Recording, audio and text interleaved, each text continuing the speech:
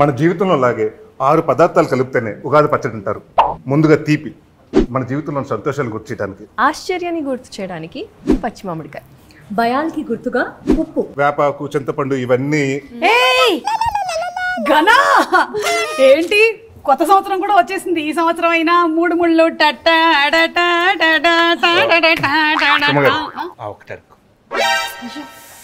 ఏమైంది మీ బావకి? ఏమవ్వట్లేదండి, అది మా బాధ. ఏం అవ్వట్లేదా? నేను ఒక సూపర్ పచ్చడి తయారు చేసి ఇస్తాను ఈ ఉగాదికి. ఇది మామిడి, కొంచెం ఉప్పు, 2 బంతి పువ్వు. ఓకే ఓకే, ప్రొడక్షన్ రసం లాగా ఉంది. మీరు మరీను పిలవండి మీ బావని. పెట్టండి. ఓ మెయిన్ ఇంగ్రీడియంట్ మర్చిపోయా, తీపి. నువ్వు పెట్టమ్మా. యా, ఎలా ఉంది?